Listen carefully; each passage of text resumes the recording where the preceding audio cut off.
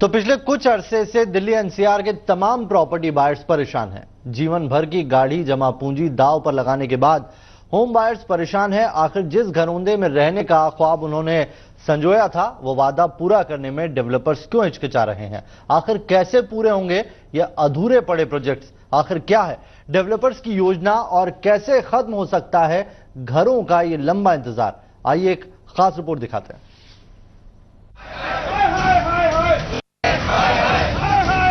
घरों की आस पूरी न होने पर सड़कों पर उतरने को मजबूर हो गए हैं होम बायर्स। जिन वादे के साथ फ्लैट्स बेचे गए, वक्त पर गृह प्रवेश का सपना दिखाया गया, वो सब पूरे होने का इंतजार आज भी ज्यादातर ग्राहकों को है। अगर घर मिल भी जाए तो प्रोजेक्ट्स आधे अधूरे हैं। जिन सुविधाओं का दावा किया गया था, उनमें से चंद सुविधाओं को ही दिया गया है। ये हाल पूरे एनसीआर का है। मिलेनियम सिटी गुड़गांव हो या world class city Noida, Ghaziabad हो या फरीदाबाद, सभी जगह ज्यादातर प्रोजेक्ट्स का यही हाल है। ग्राहक झूठे वादों और दावों की तपिश में झुलस रहे हैं। आसमानी गर्मी से वो शायद इतने परेशान नहीं हैं जितनी परेशानी गर्मजोशी के साथ फ्लैट बेचने वाले डेवलपर्स की धोखाधड़ी से है। हालांकि डेवलपर्स से आप पूछेंगे तो उनके भी अपने तर्क हैं, अपनी समस्याएं हैं। डेवलपर्स फंसे हुए हैं, उन्होंने कलेक्शंस की हैं और प्रोजेक्ट्स एग्जीक्यूट नहीं कर पाए हैं। बैंक्स ने लोन दिए हुए हैं, उनके एनपीएस डिफॉल्ट्स हो रहे हैं। कस्टमर्स परेशान हैं। प्रोजेक्ट्स में कॉन्ट्रैक्टर्स जो और बाकी वेंडर्स हैं, सप्लायर्स हैं, उन्होंने अपना पैसा फंसाया हुआ है, वो लोग फंसे हुए हैं। फिलहाल जो हालात हैं, उनमें अपनी साख बचाने के लिए डेवलपर्स भी समझ गए हैं कि अब पोजीशन के लिए उन्हें अपनी सारी ताकत लगानी होगी। बगैर पोजीशन के उनका ब्रांड डूबने का खतरा है। उनकी साख मिट्टी में मिलने की आशंका है। और तो और जिस कारोबार के बूते उन्हें देश दुनिया में पहचान मिली है, उसके भी मिटने का खतरा है। डेवलपर्स इस समस्या की गंभीरता से बखूबी वाकिफ हैं और अब उन्होंने भी इस समस्या से निपटने के लिए उपाय शुरू कर दिए हैं। सबसे पहले तो ये समझना होगा कि इस समस्या का हल बैंकों समेत कर्ज देने वाली तमाम एजेंसीज, डेवलपर और बायर्स के एक साथ आए बगैर होना मुमकिन नहीं है। इसकी सारे लोग साथ बैठ के एक ट्रांसपेरेंट मैनर में डिस्कशन करके एक सोल्यूशन निकालने की कोशिश कर रहे हैं।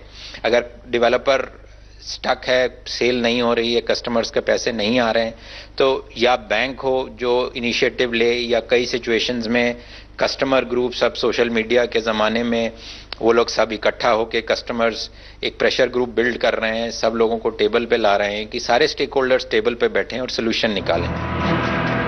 इस समस्या को सुलझाने के लिए कहीं डेवलपर्स ने तो कहीं बैंक ने और कहीं पर ग्राहकों ने नई पहल की है। आम्रपाली ग्रुप ने अपने बचे हुए प्रोजेक्ट्स पूरे करने के लिए कॉन्ट्रैक्टर से करार किया है। करार के तहत आम्रपाली ग्रुप ने अपने बचे हुए प्रोजेक्ट्स को पूरा करने के लिए कॉन्ट्रैक्टर को रकम के बदले फ्लैट्स दिए हैं। इस तरह नकदी संकट से जूझ रहे डेवलपर के प्रोजेक्ट्स भी पूरे हो जाएंगे और बची हुई इन्वेंट्री भी निकल जाएगी। यानी डेवलपर्स को समझ आ रहा है कि आखिर प्रोजेक्ट्स को पूरा करना कितना जरूरी है। तमाम जतन करके इन्हें पूरा करने के सिवाय कोई विकल्प डेवलपर्स के पास नहीं है। ऐसी ही योजनाएं दूसरे डेवलपर्स भी बनाने में लगे हुए हैं। जो अभी इन्होंने शुरुआत की कि मिल के पोजीशन देने की व्यथा शुरू की गई, प्रोसेस शुरू किया गया कि एटलीस्ट हम सारा इकट्ठा नहीं दे सकते, तो एक एक दो दो टावर का पोजीशन दें। ये एक मुहिम राइट डायरेक्शन है, क्योंकि अल्टीमेटली अगर किसी डेवलपर ने पैसे लिए हैं तो उसको मकान बना के या दुकान बना के तो कस्टमर को देनी ही है। इसके साथ ही एक पहल ग्राहकों की तरफ से भी देखने को मिल रही है। गुड़गांव में यूनिवर्ल्ड गार्डन्स 2 और रेजिडेंस में ग्राहकों ने बकाया रकम से प्रोजेक्ट को पूरा करने के लिए डेवलपर का साथ देने का फैसला किया है। ऐसी ही पहल एरन्स ग्रुप के प्रोजेक्ट अलोहा के ग्राहकों ने भी की है। नोएडा में एसोटेक के प्रोजेक्ट सेलेस्ट टावर और 3C ग्रुप के प्रोजेक्ट लोटस जिंक के ग्राहक भी डेवलपर के साथ काम करके प्रोजेक्ट पूरा करने का करार कर रहे हैं। आम्रपाली ग्रुप और जेपी ग्रुप भी अपने अपने प्रोजेक्ट्स में इसी संभावना को तलाशने के लिए ग्राहकों से बातचीत कर रहे हैं। यूनिटेक ग्रुप ने मॉनिटरिंग कमेटी में ग्राहकों को जगह देकर ये पक्का करने की कोशिश की है कि अब काम रफ्तार से हो और बेहतर क्वालिटी का हो। हालांकि यूनिटेक को अभी भी काफी रकम का इंतजाम खुद से करना होगा। कंपनी अगर ईमानदारी से कोशिश करेगी तो साल के आखिर तक कई प्रोजेक्ट्स में डिलीवरी शुरू हो सकती है। इसी तर्ज पर बाकी डेवलपर्स भी किसी न किसी तरह से प्रोजेक्ट्स का काम पूरा करने में लगे हुए हैं। तो आज की स्थिति ऐसी है कि जब जागरूकता इतनी आगे की रेरा बिल आ चुका है इसके लिए, तो आज के टाइम में सारे कंपोनेंट्स को एकजुट होने की जरूरत है। केवल बिल्डर के ऊपर प्रेशर डालने से ही बात नहीं बनेगी, क्योंकि जिसका जो रोल है उसको प्ले करना पड़ेगा। अगर आप एक तरफ कह रहे हैं कि बिना आपकी अप्रूवल्स हुए आप एक भी फ्लैट सेल नहीं कर सकते, इसका मतलब है कि 3 साल का पीरियड तब स्टार्ट होगा जब मेरी अप्रूवल्स ऑन टेबल होंगी। तो इसको भी टाइम बाउंड करने की बहुत जरूरत है।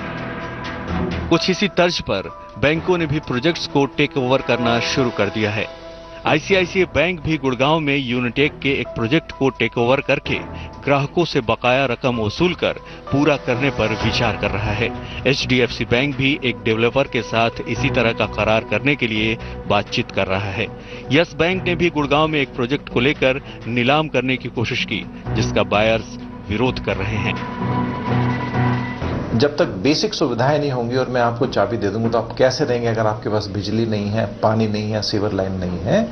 हाँ, इसमें 2 मुद्दे हैं कि खाली बेसिक सुविधाएं या डेवलपर ने और बड़ी सारी चीजें आपको प्रॉमिस की गई हैं वो।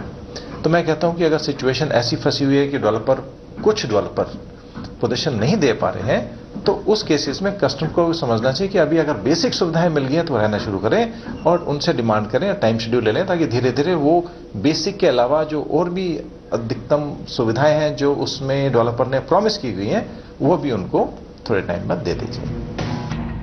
इन सब कदमों से उम्मीद है कि पोजीशन का मामला अब जल्द सुलझ सकता है, लेकिन मुश्किल ये है कि जिस तरह के हालात रियल एस्टेट मार्केट में हैं, उससे इन चंद प्रोजेक्ट्स की मिसालें पूरे मार्केट के पोजीशन की सूरत नहीं बदल सकती। दरअसल एनसीआर में 4 से 6 साल तक की अनसोल्ड इन्वेंट्री है, जिससे कीमतों पर दबाव बना रहेगा और प्रोजेक्ट्स लटके रह सकते हैं। लाइसिस फोरास के मुताबिक भारत में घरों के पोजीशन में देरी सबसे बड़ी दिक्कत है। देश में 50% से ज्यादा प्रोजेक्ट्स में 12 महीने या ज्यादा की देरी देखने को मिल रही है। कुल प्रोजेक्ट्स के 25% में 36 महीने से ज्यादा की देरी हो रही है।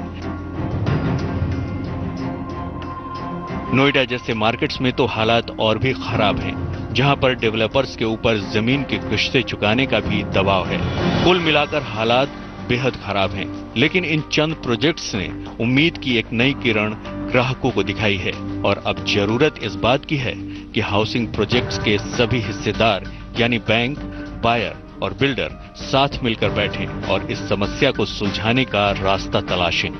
आदित्य के राणा, दिल्ली आज तक।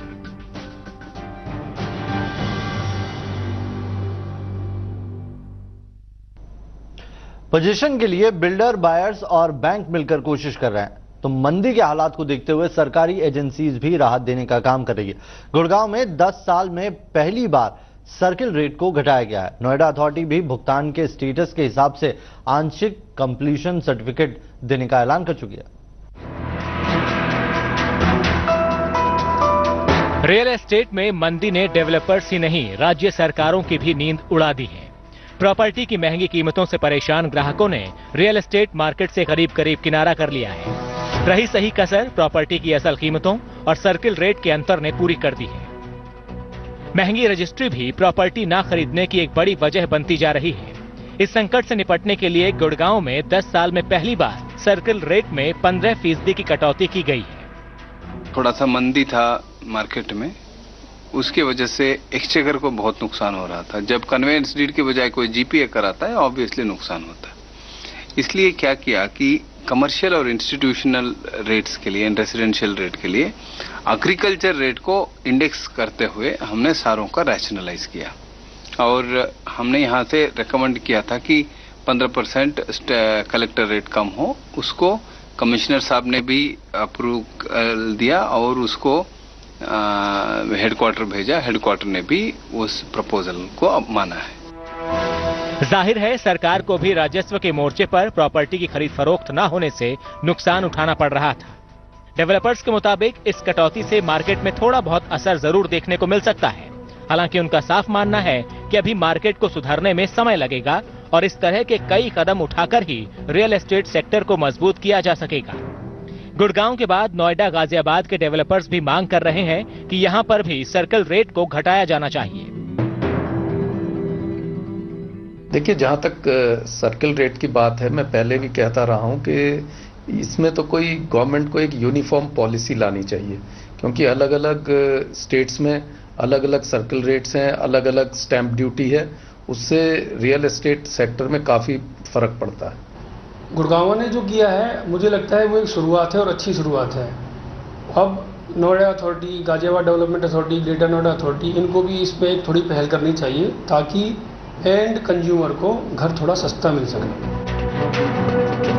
इसी तरह से नोएडा में भी नोएडा अथॉरिटी ने डेवलपर्स को आंशिक सीसी देने की योजना को मंजूरी दे दी है। यहाँ पर डेवलपर्स ने जिस अनुपात में जमीन की रकम का भुगतान किया है, उतने हिस्से की सीसी डेवलपर के बने हुए प्रोजेक्ट पर अथॉरिटी से मिल सकती है। इससे ग्राहकों को अपने फ्लैट्स की रजिस्ट्री कराने का मौका मिल सकता है। इस तरह की रियायतों से धीरे धीरे ही सही बिल्डर्स और बायर्स को राहत मिल सकती है और रियल एस्टेट के खराब हालात से पार पाने में मदद मिल सकती है। आदित्य के राणा, दिल्ली आज तक।